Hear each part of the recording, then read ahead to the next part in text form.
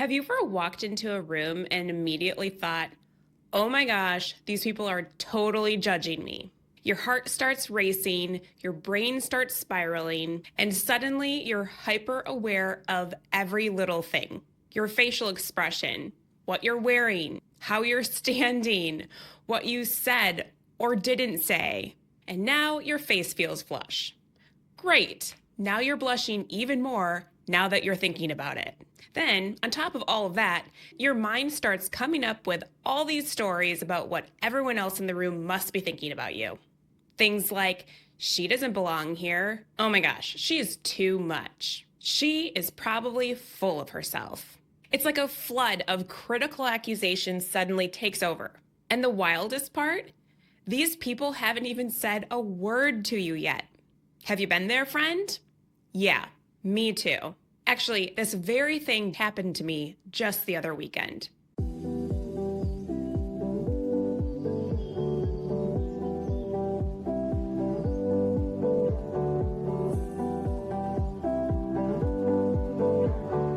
So I was at this conference with about 40 other amazing creative women, speakers, writers, podcasters. All of them were so inspiring and talented. In between teaching sessions, we had breakout groups where we could just bounce ideas off of each other or talk about where we were stuck. During one of these breakouts, while I was chatting with some other women, one of the other girls turned to me and said, "You totally have cool girl vibes." Friend, I literally laughed out loud. I honestly thought she was joking, but then I realized her facial expression told me, no, she was dead serious. I said back to her, "Wait, what? Me? I have never heard that before. And that is so not how I think of myself at all." But then the other ladies that were in the group started chiming in as well.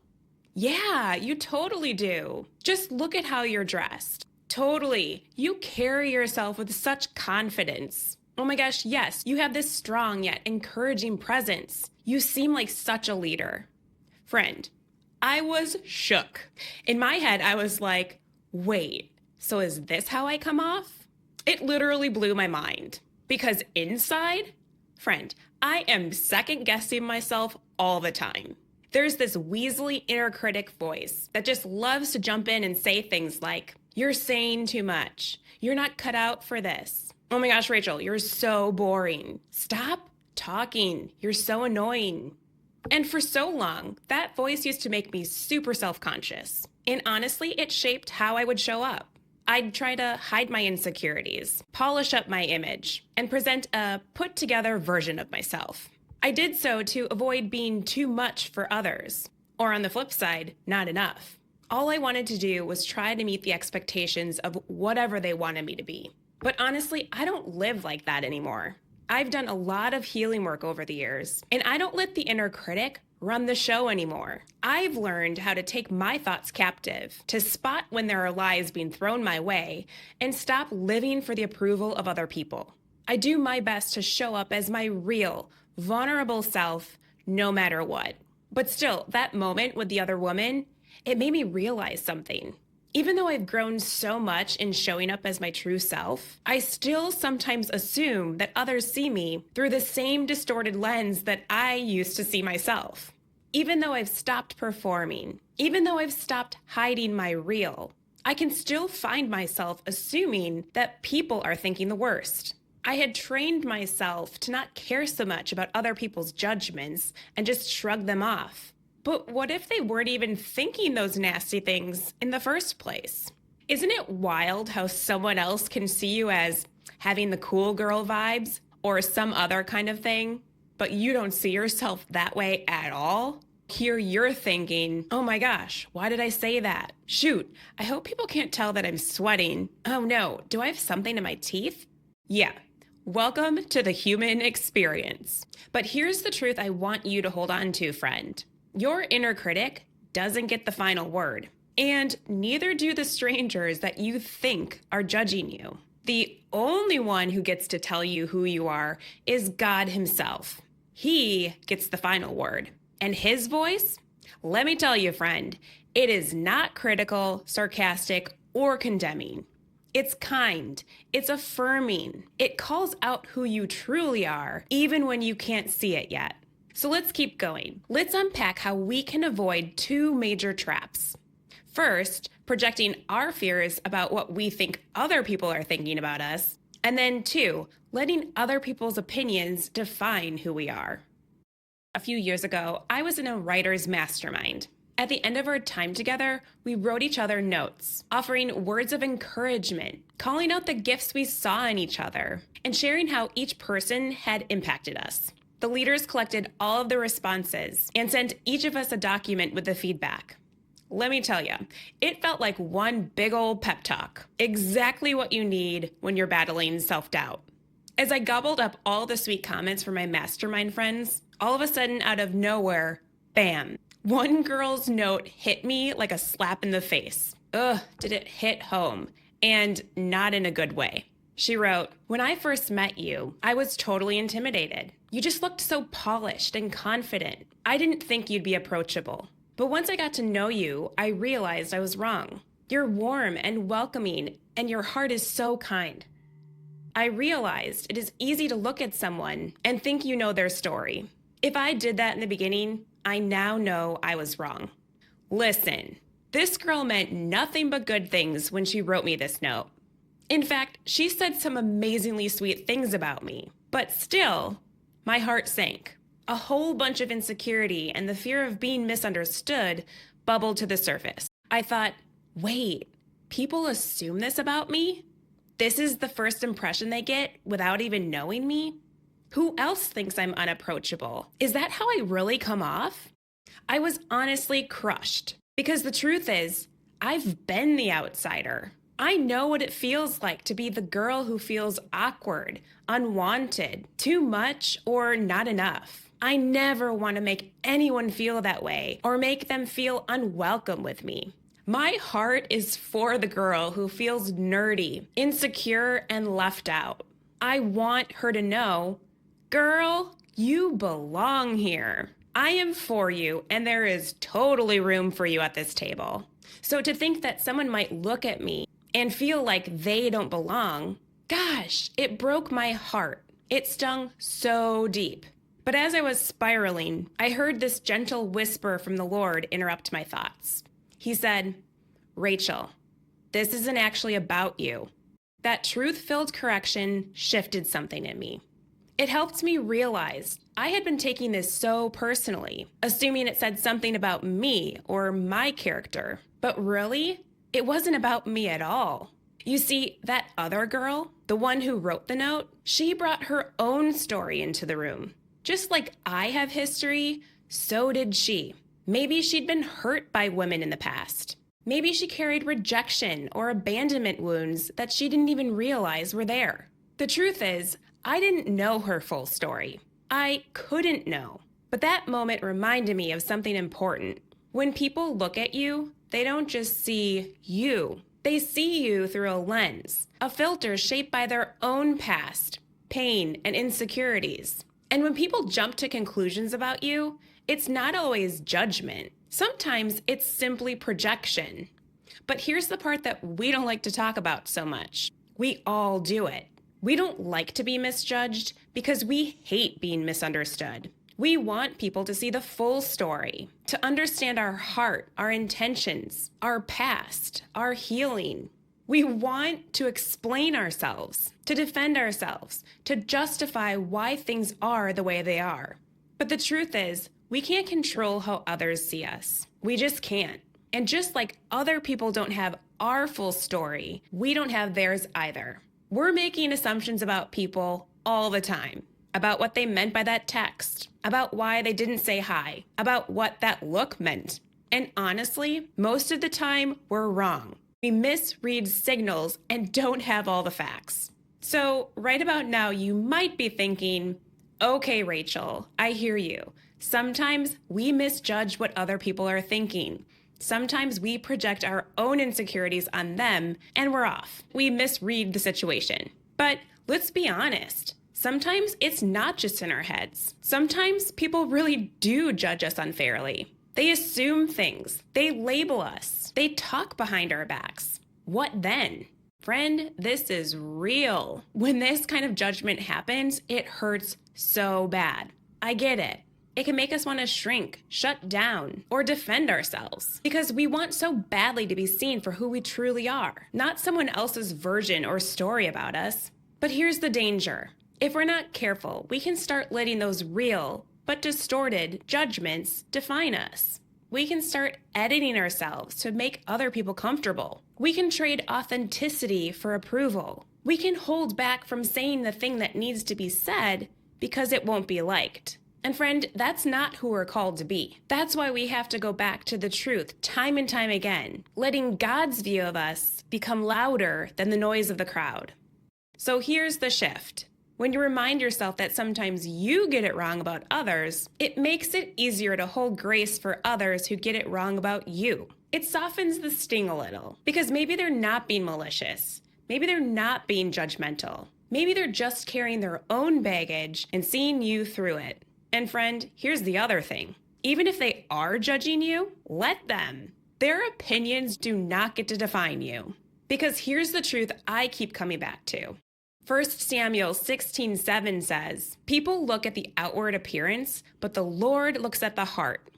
Only God sees the full picture. God knows your heart. God knows your intentions. God gets the final say. And friend, God's opinion is really the one that matters. So we can stop obsessing about being seen correctly or constantly worrying about what other people are thinking about us. Instead, we can start focusing on God's truth, what God has to say about us, and start being faithful to the things He's placed in our lives, the things that God has called us to.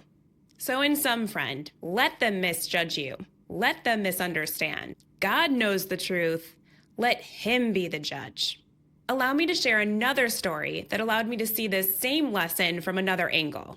This one is from my weight restoration journey. As part of my recovery from an eating disorder, I had to gain weight. I didn't want to gain weight. In fact, I feared it, but it was a non-negotiable. The reality was, I was below my body's natural set point. And in order to fully heal, to finally break free from the eating disorder and the toxic beliefs that had held me hostage for so long, one thing I most certainly had to do was surrender. And that meant letting my body gain weight. It meant resisting the desire to control or manipulate my food or body in any way, and letting my body decide where it needed to settle in order to be healthiest. It was such a vulnerable season. The thing is, the weight gain came on way faster than my mind was ready for. My body was physically healing, but my brain was still playing catch up. I wanted so desperately to be fully recovered. I wanted to accept my body at any shape or size. I wanted to live like someone who believed that her worth wasn't tied to her appearance.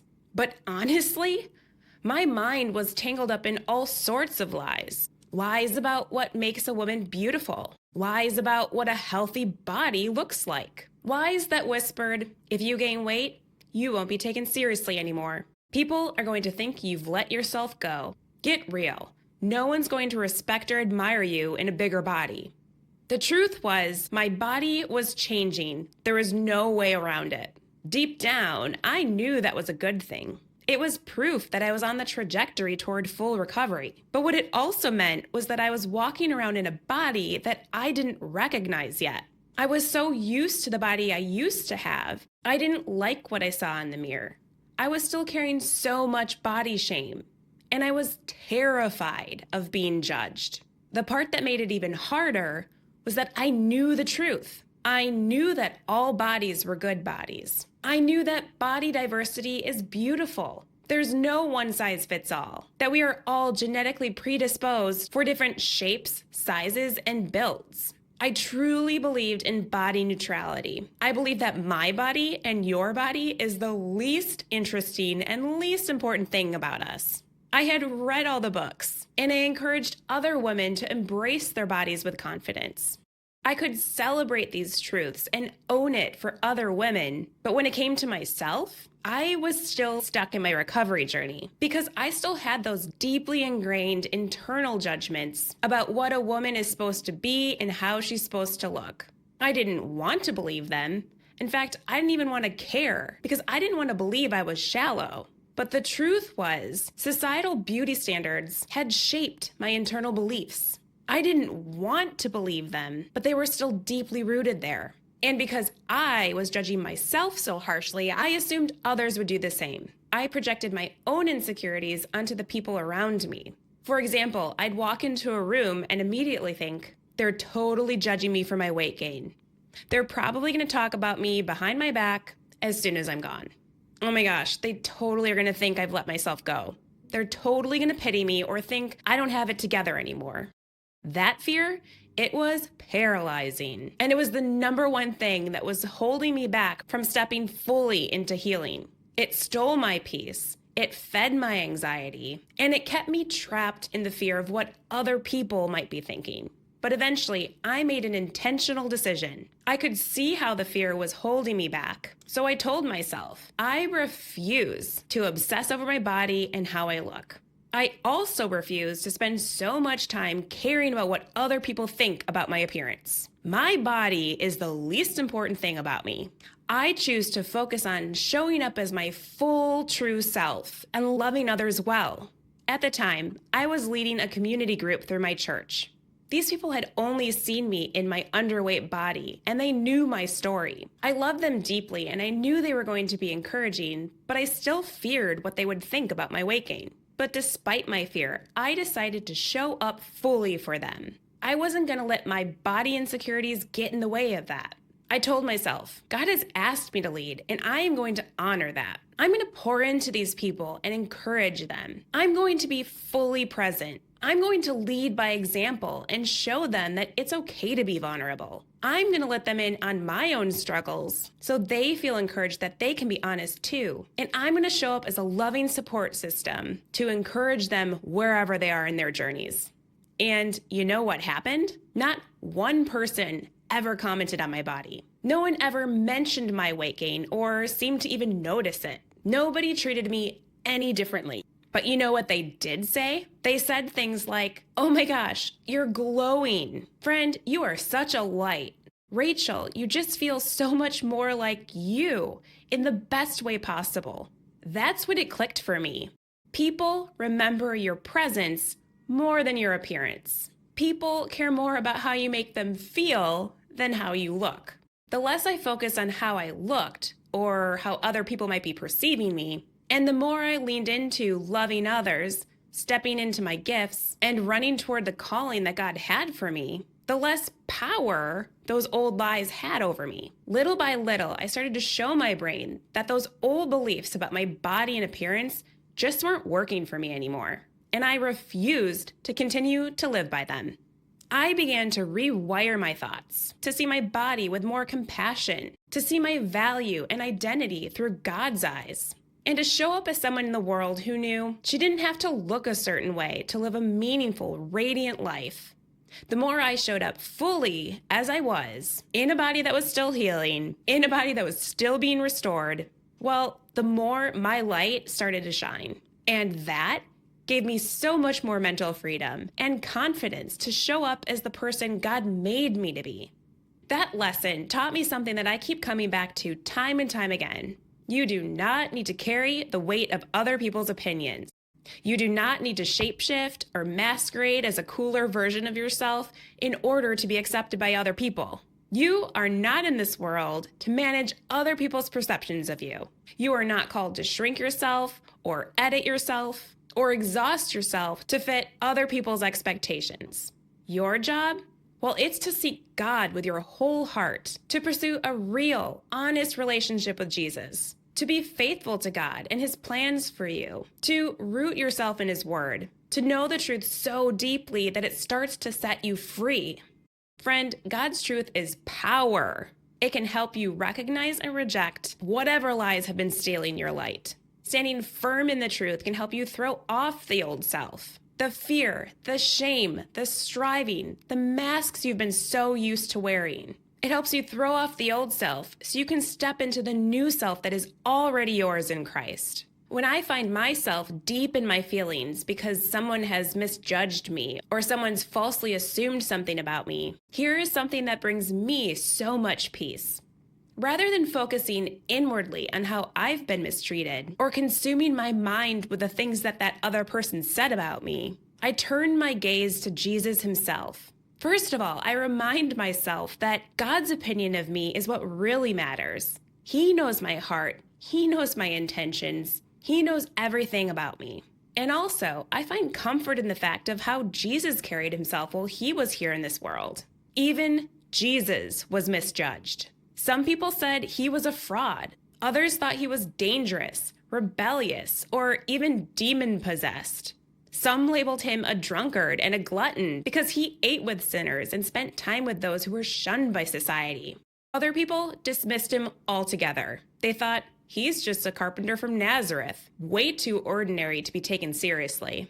But friend, Jesus didn't let their labels or opinion of him define him. He didn't twist himself into a more acceptable version to gain approval. He didn't focus his attention on clearing up false accusations or defending his character. Sometimes Jesus just let them judge. Isaiah 53:3 says, "He was despised and rejected by mankind, a man of suffering and familiar with pain, like one from whom people hid their faces." In other words, Jesus was misunderstood and misjudged, friend, but he never watered down his purpose, even when it wasn't accepted by others. He never let other people's opinions of him define who he was. He just kept showing up and doing the things that God had called him to, and did so in truth and love, despite the criticism that he received. So let's be real. If the King of the universe didn't chase after being understood, we don't have to either. And on top of that, we also have a God who can empathize with what it feels like to be rejected, misjudged, mocked, or criticized. He knows how it feels, and he knows how to not let that destroy your identity. So he is the best person to turn to when you feel misunderstood. So friend, whether someone labels you as too much or not enough, whether they see you as the cool girl, the quiet girl, the intimidating girl, the confident girl, or something else entirely, you don't have to twist yourself to meet their expectations. You don't have to perform, you don't have to prove, you don't have to hide. You just have to be honest and show up as your true self. Friend, God's refining you. He is restoring you with love, not pressure. He's helping you break free from the lies that are holding you back from fully embracing the true, radiant self he created you to be.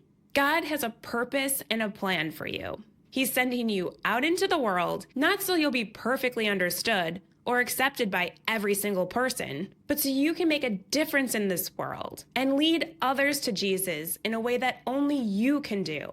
When you put down the mask, own your true story, and show up as your true self, that is when you really begin to shine. And the world needs that, friend. If this hits home for you today, if you've ever felt misunderstood, mislabeled, or stuck in a story that doesn't reflect who you truly are, I just want you to know you are not alone. And friend, you do not need to keep living under those old lies. If you'd like to go further with this, if you'd like to go even deeper so you can break free from some of the lies that have been holding you hostage for so long, I invite you to download my free guide, Rebel Against the Inner Critic. One of the ways that we can start to silence our inner critic is to start breaking free from some of the toxic self-talk. It's constantly spinning, and fight back with truth. If we talk to ourselves like garbage, we're going to start feeling like garbage. So let's put a stop to that noise, friend.